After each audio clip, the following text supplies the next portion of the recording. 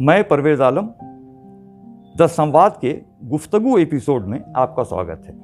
तो आज हम गुफ्तगू अदब पर करेंगे, जिसके लिए हम आज पूर्णिया में हैं।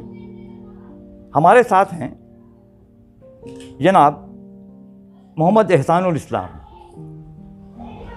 मोहम्मद एहसानुल इस्लाम बैंक की मुलाजमत से रिटायर हुए हैं। इनका काफ़ी लंबा वक्फ़ा इन्होंने अररिया में गुजारा है, अब पूर्णिया में मुकीम हैं। ये इकोनॉमिक्स से बीए ऑनर्स हैं। लेकिन इनकी शख्सियत के ये एक पहलू है।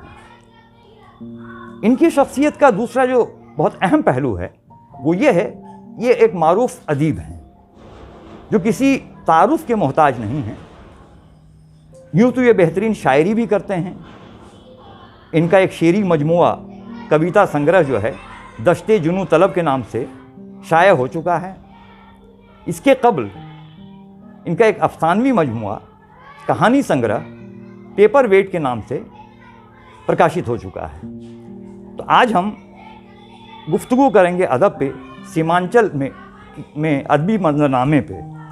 और इसके लिए जनाब एहसानुल इस्लाम साहब, जिनका अदबी नाम एहसान कासमी है, उनका हम स्वागत करते हैं। एहसान भाई, आपका बहुत बहुत स्वागत है इस गुफ्तगू एपिसोड में संवाद के। आपने पिछले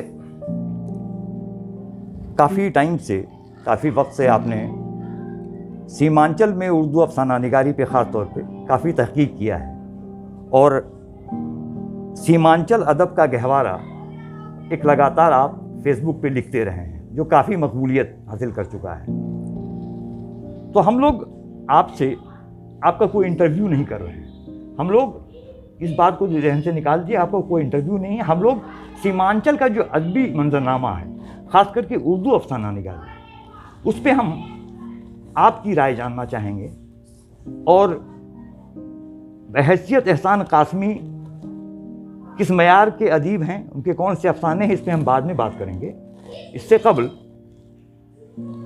मेरे जहन में बहुत सारे सवालात हैं, लेकिन मजमूई तौर पर हम इसकी इब्तिदा इस तरह से करेंगे कि आपने जो इतनी तहकीक की, तो सीमांचल में उर्दू अफसाना निगारी की इब्तिदा कब हुई, कब से हुई और कैसे कैसे ये दौर में बढ़ता गया, कौन लोग लिखने वाले आए और क्या पहला जो अफसाना जिसने लिखा वो आपकी नज़र से गुजरा, उसका मयार क्या था, इस पे हम आपकी राय जानना चाहेंगे।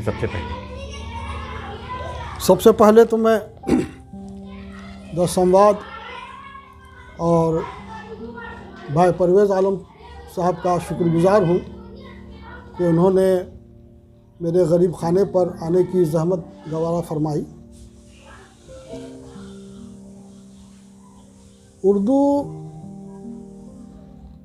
अफसानों की अगर बात की जाए, उर्दू या हिंदी जी, दोनों में एक कॉमन नाम आता है मुंशी प्रेमचंद का। हालांकि उर्दू में उससे पहले भी अफसाने जैसे अल्लामा राशिदुल खैरी वगैरह ने भी लिखे थे। मुंशी प्रेमचंद ने 1906 ईस्वी से अफसाना निगारी की शुरुआत की अपनी, और उनका पहला अफसाना था दुनिया का सबसे अनमोल रत्न जी। लेकिन जब सैयद अनवर ज़हीर ने हिंदुस्तान में तरक्की पसंदी की बुनियाद डाली, तो फिर मुंशी प्रेमचंद के भी अफसानों में एक नया रंग आया, तरक्की पसंदी रुझान। मसलन उनका अफसाना जो बहुत मशहूर है कफन, उसके अलावा असमत चुगताई, मंटू, ये तमाम उस दौर की पैदावार।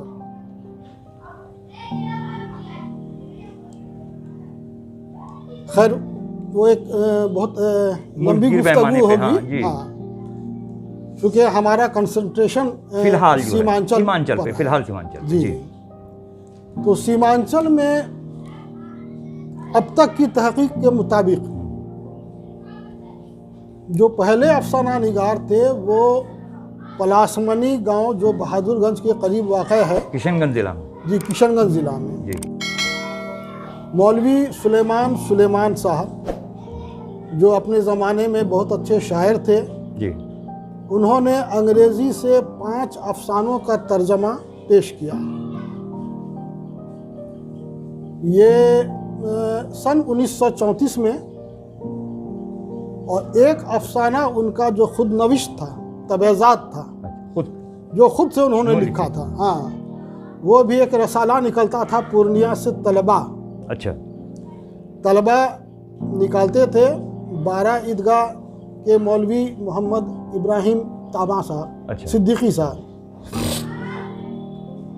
1934 में अच्छा उनका अफसाना एक शाया हुआ तलबा में। एक अफसाना उन्होंने और अपनी ज़ाती डायरी में ज़िक्र किया है। 1923 में एक अफसाना उन्होंने आफत अय्याम के नाम से लिखा था। आफत अय्याम जी, अच्छा। लेकिन वो अफसाना हम लोगों को अब तक हासिल नहीं हुआ। हाँ, नहीं मिला, या वो कहीं शाया हुआ या नहीं, इसका भी पता, हाँ, जानकारी नहीं हो रही है।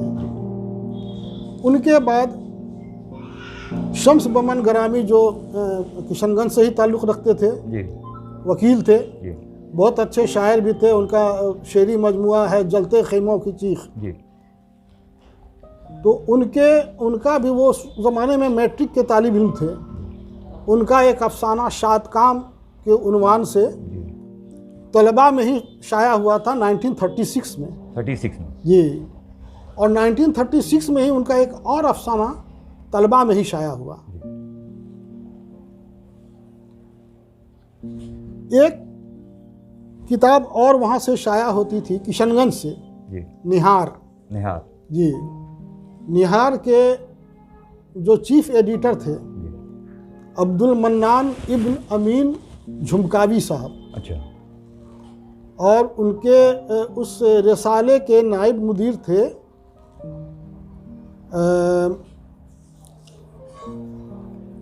मोइनुद्दीन अहमद साहब।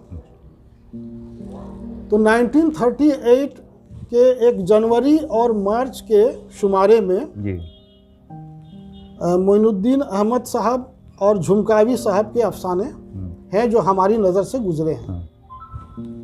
तो ये एक इब्तदाई बात है। जी इसके बाद 1954 में जी जो अकमल यज़दानी साहब ने इंसान का पूर्णिया नंबर निकाला, जो एक बेसिक माना जाता है, जी बेस हम लोग मानते हैं उसको, तहकीक के, तारीखी एतबार से, हाँ, तारीखी एतबार से और तहकीक के एतबार से पूर्णिया, कदीम पूर्णिया ज़िला का।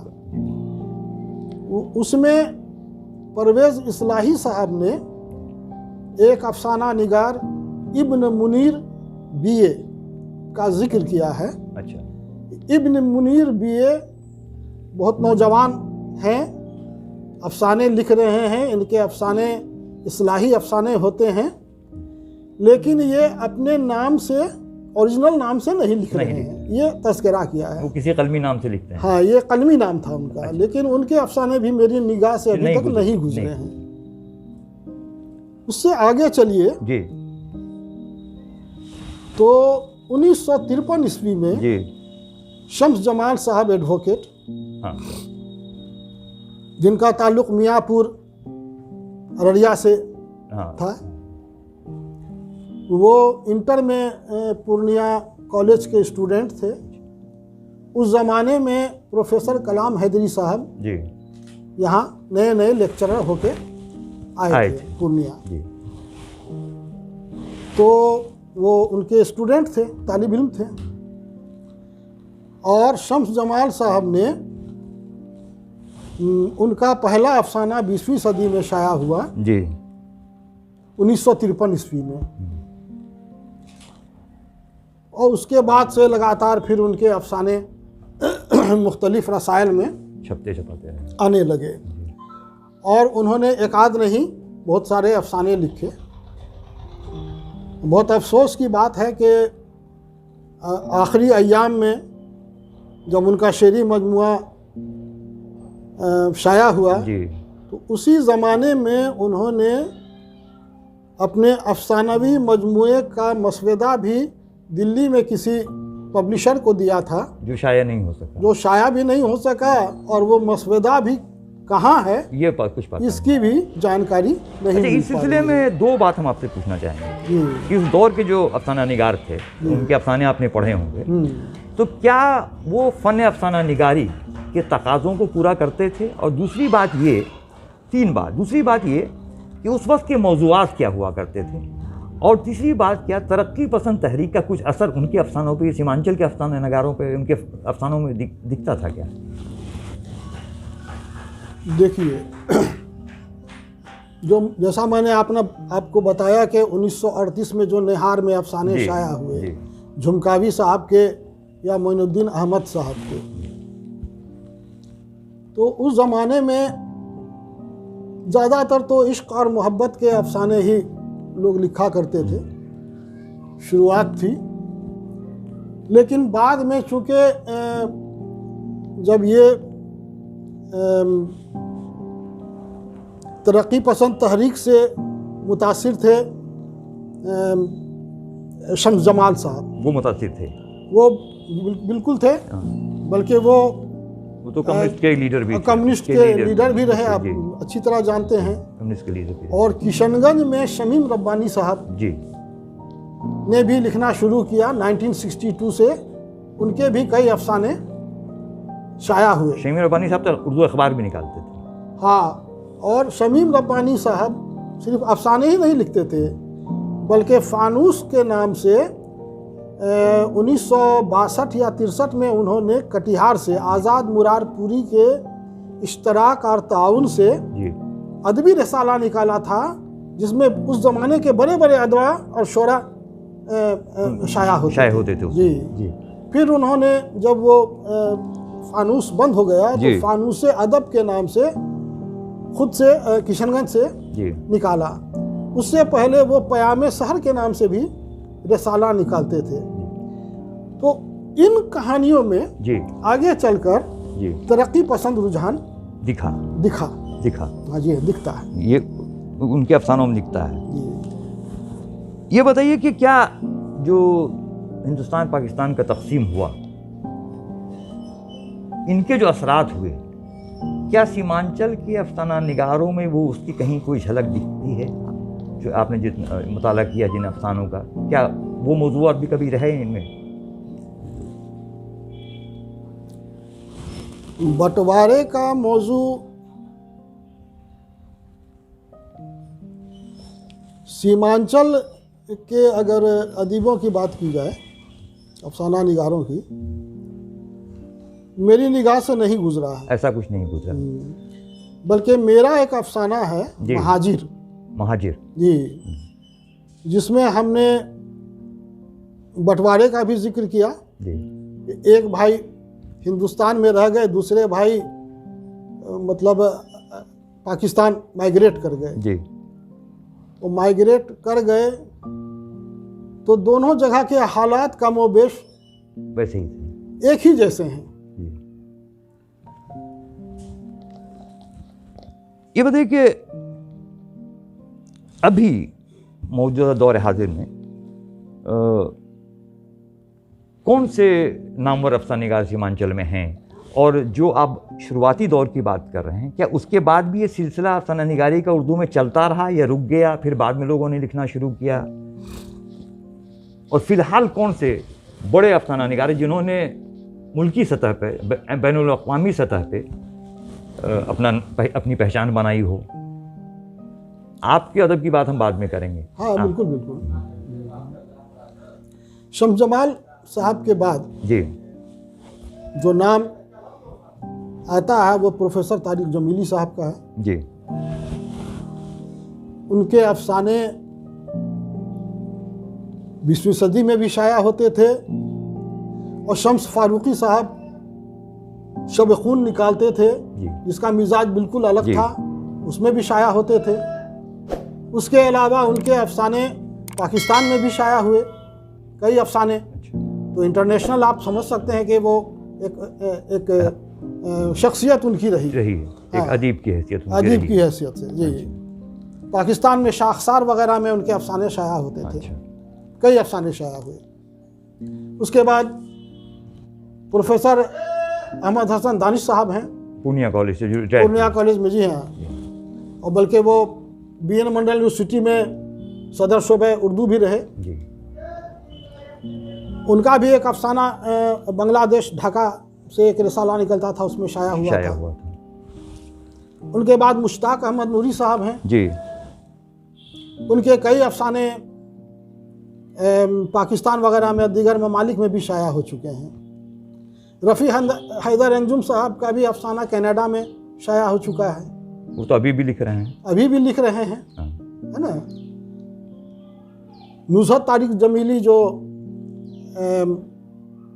प्रोफेसर तारिक जमीली साहब की अहलिया हैं जी, उन्होंने भी औरतों के मौजू पर बहुत लिखा जी। और उनका अफसानवी मजमुआ एक रोटी सात पहाड़ भी शाया शुदा है। मेरे भी कई अफसाने पाकिस्तान में शाया हुए हैं जी। तो इस तरह। और इसके अलावा आजकल चूँकि अब तो इलेक्ट्रॉनिक दौर है जी। और आप देखेंगे कि फेसबुक पर बहुत सारे अफसानवी फोरम्स हैं जी। जिसमें पूरी दुनिया डिजिटल मीडिया का इस्तेमाल हो लोग कर रहे हैं। हाँ बिल्कुल, तो उसमें सीमांचल के अदीब भी शामिल है। और पूरी दुनिया से अफसाना निगार उसमें शामिल होते हैं। अच्छा। तो उसमें मुश्ताक अहमद नूरी साहब के भी अफसाने आते हैं, मेरे भी अफसाने आते हैं, रफ़ी हैदर अंजुम साहब के भी अफसाने आते हैं। तो इस तरह से पूरी दुनिया से हमारा उर्दू दुनिया से सीमांचल का जुड़ाव है। एहसान साहब, ये जो सीमांचल के असर हाजिर के अफसाना निगार हैं, इन्होंने क्या असरी अदब के तकाज़ों को पूरा किया है? आप क्या मानते हैं? बिल्कुल पूरा किया है। आप असली तकाज़े क्या हैं? हाँ, असली तकाज़े क्या हैं? असली तकाज़े क्या हैं? आज के जो पॉलिटिकल इश्यूज़ हैं, हाँ, या सोशल इश्यूज़ हैं, सोशल इश्यूज़ हैं, हाँ, है ना, हाँ, लोगों का ज़हनी, मजहबी, जी, माशी इस्तेहसाल है, हाँ, तो तमाम अफसाने तो आजकल इन्हीं मौज़ूआत पर लिखे जा रहे हैं। आप लंबे कद का बौना मुश्ताक अहमद नूरी साहब का पढ़िए। उन्होंने सर्कस में काम कर, किसी ने, हम तो नहीं समझते हैं कि उर्दू अदब में किसी ने ऐसे बौनों पर इतना बेहतरीन अफसाना लिखा हो आज तक, जी, जो सर्कस में बौने काम करते हैं और उन बौनों का, या वहाँ जो लड़कियाँ काम करती हैं, वहाँ जो एक रोशनी है, झमाका है और इंटरटेनमेंट है जो हमको दूर से बहुत अच्छा लगता है, लेकिन उसके अंदर में कितनी तीरगी है, कितनी स्याही है, उसको जिस अंदाज से उन्होंने पेश किया है वो बहुत लाजवाब है। मुश्ताक अहमद नूरी साहब का जो अफसाना है जी, अच्छा, क्या वो क्या हम समझते हैं कि अगर आप 50 साल के बाद, 100 साल के बाद जब लोग उर्दू अदब की बात करेंगे तो आज के दौर की वो एक बहुत इम्पोर्टेंट कहानी मानी जाएगी। हाँ, शाहकार अफसाना आप शाहकार अफसाना को कह सकते हैं। जी बिल्कुल। अच्छा, ये बताइए कि जो मौजूदा अफसाना निगार हैं अभी सीमांचल के, जी, क्या इन अफसाना निगारों में कुछ नाम ऐसे हैं जिनको माबाद जदीद अफसाना निगार कहा जा सकता है? माबाद जदीदियत का दौर खत्म हो चुका है। नहीं, माबाद जदीदियत का दौर में ही हम लोग अभी जी रहे हैं। हाँ, जी रहे हैं। तो जदीदियत का जो दौर था, हाँ, जी सर, जदीदियत का जो दौर था वो 60-70 की दहाई का था। हाँ। मैंने या रफ़ी हैदर अंजुम ने या तस्नीम कौसर भी एक बहुत इम्पोर्टेंट अफसाना निगार है। वो नाम छूट रहा था जी, तस्नीम कौसर भी एक बहुत, दिल्ली में मकीम है लेकिन, हाँ ठीक है, लेकिन ताल्लुक तो सीमांचल से है। और उनका जो अफसाना है एक बहुत मलेच मलेच हमना ना, वो भी एक शाहकार अफसाना है। अच्छा। और उसमें जो उन्होंने पेंटिंग की है, जो मंजर कशी की है सीमांचल की, जी, जो सीमांचल में हमारे हिंदू मुसलमान की कोई भावना नहीं थी कभी, जी, लेकिन अब जो सियासी लोग हैं वो अपनी वोट की खातिर किस तरह से हिंदू और मुसलमानों के बीच में तफरका डाल रहे हैं, उनके बीच में एक गैप तैयार किया जा रहा उसकी है, मंजरकशी की गई हो, उसकी जो मंजर कशी की है उन्होंने वो लाजवाब, तस्नीम कौसर ने। तस्नीम कौसर ने। अच्छा, जी, अच्छा, तो ये माबाद जदीदियत का दौर आप यूँ समझिए कि 1974-75 के बाद से ही स्टार्ट हुआ जी, और हम लोगों ने, मेरा पहला अफसाना 1976 ईस्वी में शाया हुआ था। 1977 में रफ़ी हैदर अंजुम का अफसाना, पहला अफसाना शाया हुआ। जी, 1978 में मेरा अफसाना पेपरवेट शाया हुआ था शायर में, जी, जिसके उन्वान से आपने वो आपकी जी, मेरा अफसाना भी मजमुआ है। शाया हुआ है। और आज भी नाक़दीन ये कहते हैं कि साहब उस ज़माने में जब अभी माबाद जदीदियत की बात नहीं शुरू हुई थी, जी, आपका अफसाना एक संगमील की हैसियत रखता है। आप अपने अलावा माबाद जदीद की अफसाना ने किसको नुमाइंदा अफसाना निगार मानते हैं सीमांचल में? अभी जो लोग हैं, मुश्ताक अहमद नूरी हैं, रफ़ी हैदर अंजुम हैं, तस्नीम कौसर सईद हैं, और बाकी लोग जो हैं तो वो अब तो बहुत कम लिख रहे हैं। मैं नाम भी अगर लेना चाहूँ, और मुश्किल ये है कि लोगों ने लिखना मुनक़ता कर दिया है। ये मसला है। मसला ये है कि हाँ, ये रुझान कम हो रहा है। जैसे मुस्तहसन अज़्म साहब हैं जी, जो अभी बॉम्बे में रहते हैं, हाँ, उनकी भी कई कहानियां हैं, उसमें भी आपको माबाद जदीदियत की झलक ज़रूर मिलेगी। आपने एक अफसाना, मुझे याद है कि आपने उस सीरीज़ में, फेसबुक की सीरीज़ में एक किसी ऐसे अफसाना निगार का नाम लिया था जो शायद देहरादून में कहीं रहते हैं। हाँ जी, हाँ, बिल्कुल बिल्कुल बिल्कुल, डॉक्टर प्रमोद भारतीया साहब हैं। हाँ, उनके बारे में। हाँ, डॉक्टर प्रमोद भारतीया साहब हैं जो ओरिजिनली ठाकुरगंज ज़िला किशनगंज के रहने वाले हैं जी, और म्यूनिसिपल कॉलेज देहरादून में संस्कृत के हेड ऑफ द डिपार्टमेंट हैं जी। जमालपुर कॉलेज में भी वो बहैसियत प्रिंसिपल 5 साल रह चुके हैं। हाँ, उनका अफसानवी मजमुआ बच्चलन के उन्वान से शाया हुआ था। हिंदी में है, उर्दू में? नहीं, उर्दू में है। उर्दू में, वो उर्दू में लिखते हैं। संस्कृत के वो संस्कृत में भी लिखते हैं, हिंदी में भी लिखते हैं, अंग्रेजी में भी लिखते हैं, उर्दू में भी लिखते हैं। उर्दू में उनका अफसानवी मजमुआ बच्चलन के नाम से कई साल कबल शाया हो चुका है, जिस पर प्रोफेसर इर्तिजा करीम साहब ने पेशलफ्स लिखा है। उसका पेशलफ्स प्रोफेसर इर्तिजा करीम साहब ने लिखा है। ये बड़ी बात है। जी, वो भी बहुत अच्छे अफसाना निगार हैं। उनका दूसरा अफसानवी मजमुआ भी अभी शाया नहीं हुआ है, लेकिन वो तैयारी में है। उनका लिखने का सिलसिला जारी है। हाँ, सिलसिला जारी है। उस अफसाने का, मजमुई अफसाने का नाम उन्होंने हमें जो बताया, तजवीज़ किया है, बदतमीज़। पहले बच्चलन, बाद में बदतमीज़। अच्छा, ये उन्वान से आ रहा है। अच्छा, आपकी बात से एक बात निकलती है जो आपकी एक ज़ाती राय हम जानना चाहेंगे कि आप एक अच्छे अफसाना निगार में किन खूबियों को देखना और परखना चाहेंगे? आपका नजरिया क्या है? देखिए, कहानी जी एक लफ्ज़ है। कहानी के अंदर ही अफसाना है। कहानी माँ भी सुनाती है ना, दादियाँ भी सुनाती हैं, और दास्तान भी जो होते थे पुराने ज़माने में, जिसमें जिन परी भूत, वो भी कहानी है। वो भी कहानी। तो कहानी और अफसाने में फ़र्क क्या है? हाँ, कहानी और अफसाने में फ़र्क क्या है ना? तो अफसाना क्या है? अफसाना भी एक कहानी है, लेकिन वो उसमें असली हिस्सियत, हाँ, उसी की बात मैं कह रहा था, होनी चाहिए। अगर हम जिन भूत और परी की बात सुनाए, किस्सा तोता मैना सुनाए, वो कहानी है या किस्सा है। अगर असली हिस्सियत नहीं है तो सबसे पहले तो वो अफसाना नहीं है। असली हिस्सियत को बहुत सरल शब्दों में क्या कहेंगे आप, जो ताकि हमारे जो उर्दू भाषी लोग नहीं हैं वो भी समझ सकें असली हैसियत को? मतलब यानी जिस दौर में हम जी रहे कंटेम्पररी हैं, जो ये हुआ, हाँ, जो हम कंटेम्पररी दौर है हमारा, इसमें जो अभी समस्याएं हैं, उसकी जो मसाइल मसाइल हैं, हाँ, उसकी झलक वो है। उसकी झलक आपकी कहानियों में होनी चाहिए। दूसरी खूबी यह है कि अफसाने को अंग्रेजी में शॉर्ट स्टोरी कहते हैं, अच्छा, है ना। तो शॉर्ट का लफ्ज क्यों लगा? यानी कहानी में कॉम्पैक्टनेस होना चाहिए। कॉम्पैक्टनेस होना चाहिए। जैसे गजल का एक शेर, जी, एक नज्म होती, कविता होती है।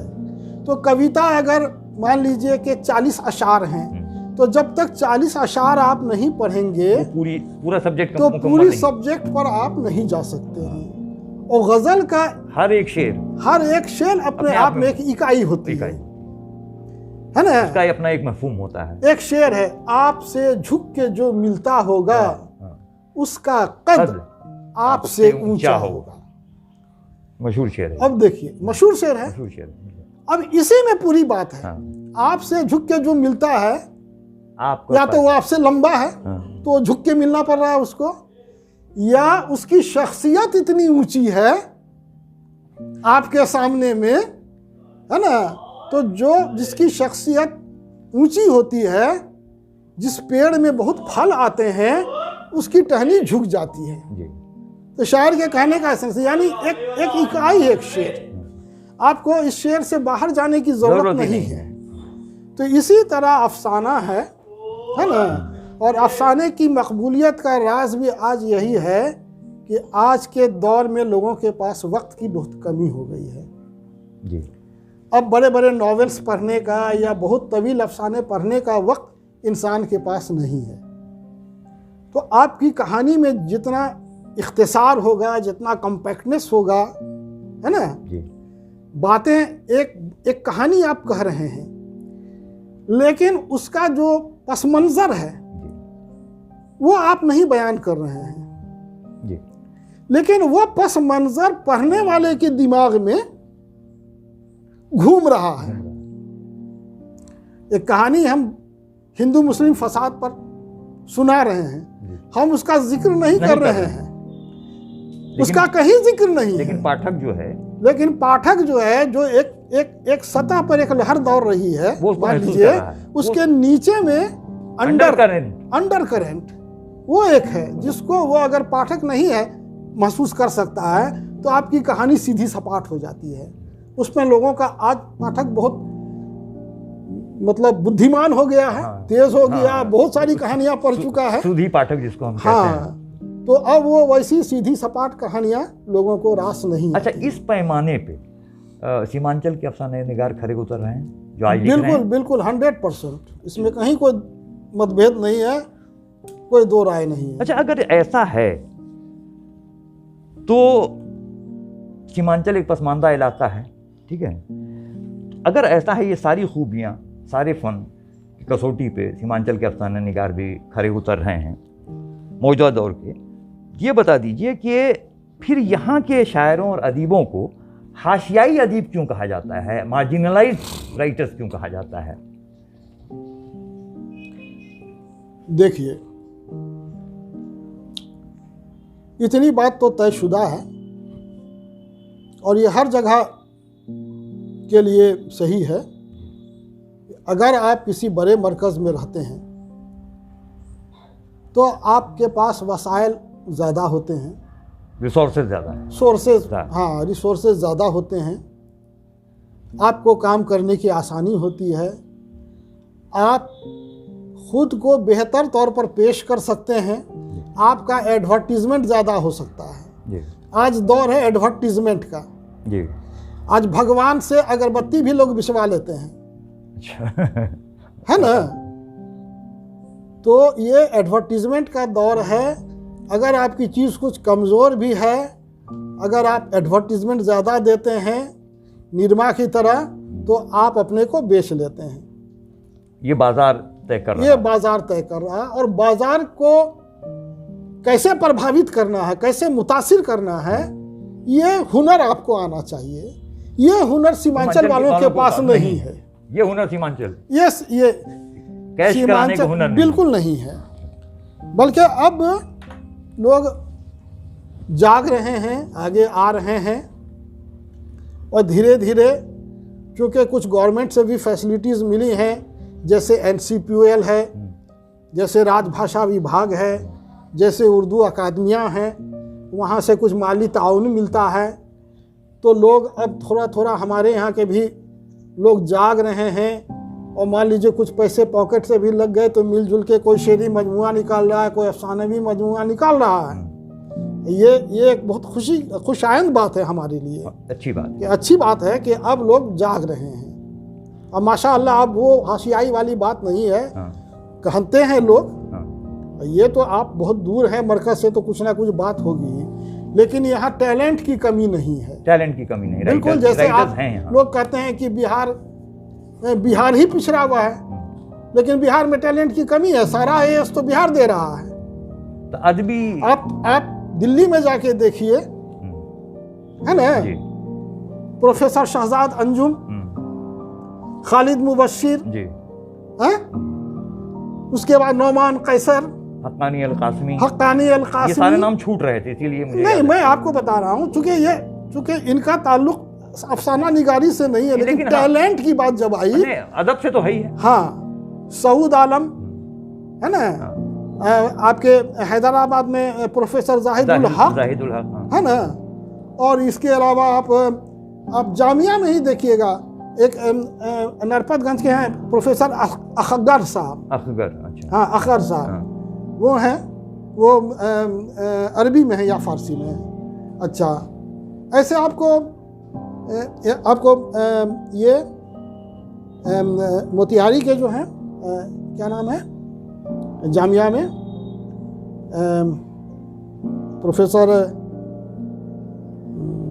देखिए आज थोड़ा ज़ईफ़ी है नाम, जहन से निकल जाते हैं, है ना, तो ऐसे मोहिदुर रहमान साहब अलीगढ़ में, है ना, वो आप गिनिएगा ना तो आप गिन नहीं पाइएगा, इतने लोग हैं हमारे सिर्फ बिहार के और सीमांचल के बड़े हुए। हक्कानी अल-कासमी अफसाने भी लिखते रहे हैं। ये शुरू में उन्होंने एक आध अफसाने लिखे थे, क्योंकि हमने पढ़ा है, और वो शायद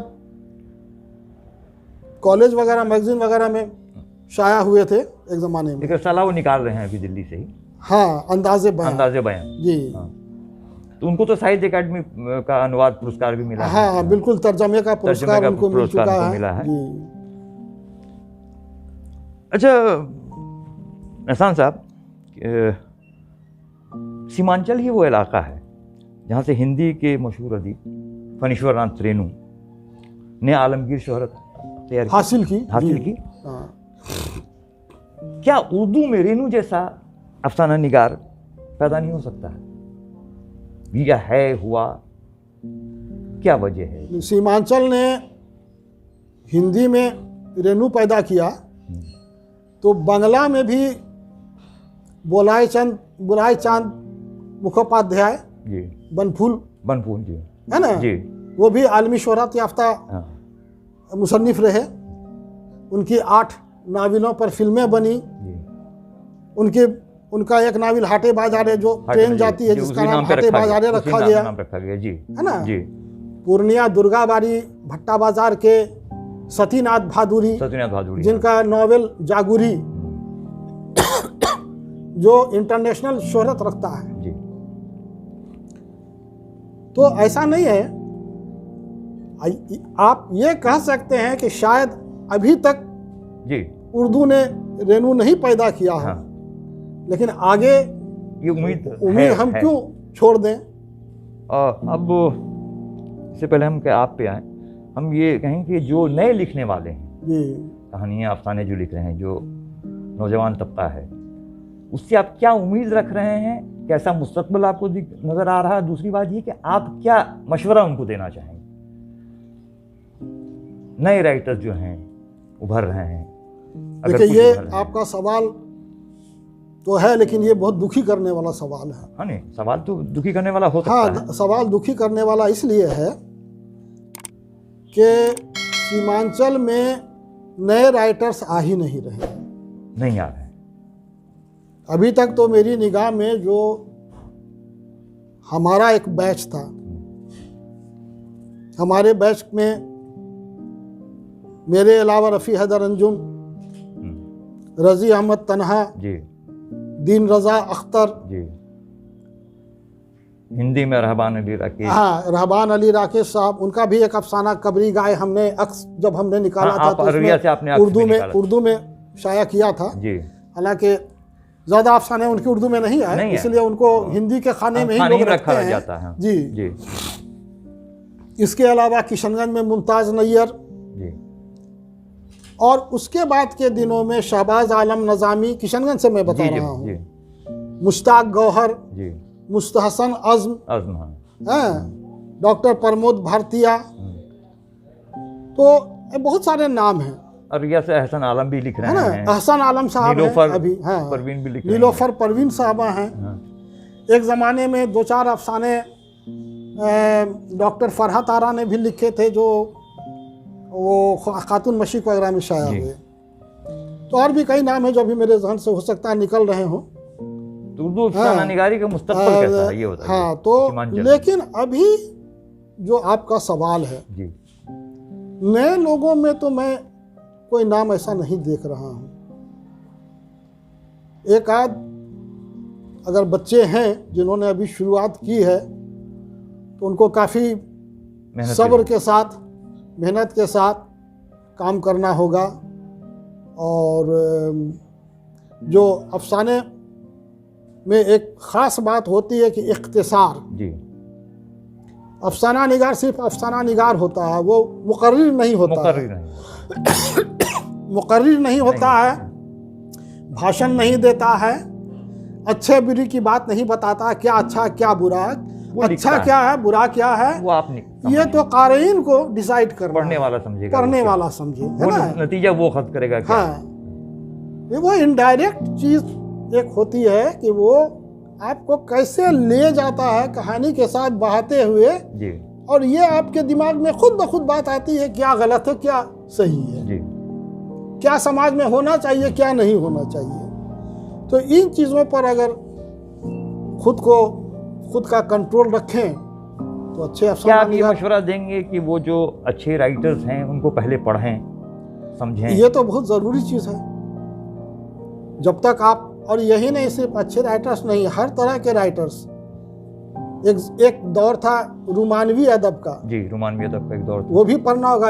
हजाब इम्तियाज़ अली को भी आपको पढ़ना होगा, कृष्ण चंद्र को भी पढ़ना होगा, मंटू और बेदी को भी पढ़ना होगा।